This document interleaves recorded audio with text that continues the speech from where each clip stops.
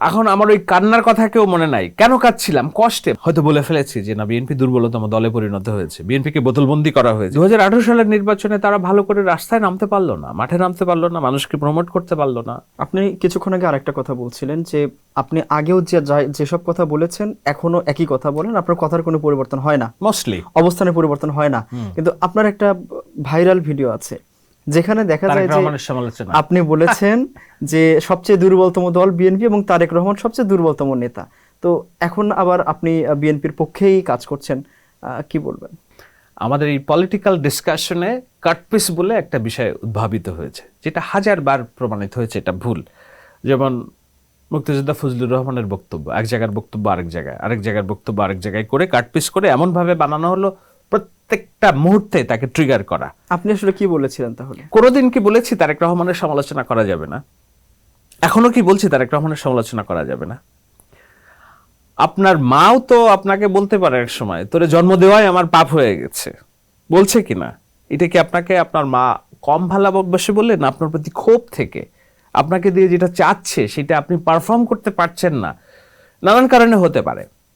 2018 সালের নির্বাচনে আমি কখন বলেছি বিএনপি দুর্বলতম দল, তারেক রহমান দুর্বলতম নেতা? আমি জানি না এই জায়গায় বলেছিলাম কিনা, কিন্তু দুর্বলতম দলে পরিণত হচ্ছে এটা একবার আসছে।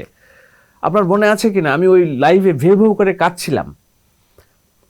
এটা অনেকের মনে থাকার কথা। এখন আমার ওই কান্নার কথা কেউ মনে নাই, কেন কাঁদছিলাম, কষ্টে। মা যেমন কষ্ট পায় যে না আমার ছেলে তুই এটা কেন করলি, তুই কেন এই পথে চলছিস, তুই কেন মানে ফাস্ট হইতে পারলি না, তা তোর মা কি বলে হচ্ছে তো মানে এটাকে কি বলে, তো ওরকম মানে আমি যখন আমার সমস্ত কিছুকে বাতি রেখে মামলা হামলা, আমার পরিবারকে, আমার বাবাকে ডিজিএফআই জিজ্ঞাসাবাদের মধ্যে রেখে, আমার বড় ভাই আমাদের পরিবারের ব্যবসা বাণিজ্য হুমকি ভাঙচুরের মুখে রেখে আমি যখন ননস্টপ তাদের পক্ষে বয়ান তৈরি করছি, 2018 সালের নির্বাচনে তারা ভালো করে রাস্তায় নামতে পারলো না, মাঠে নামতে পারলো না, মানুষকে প্রমোট করতে পারলো না।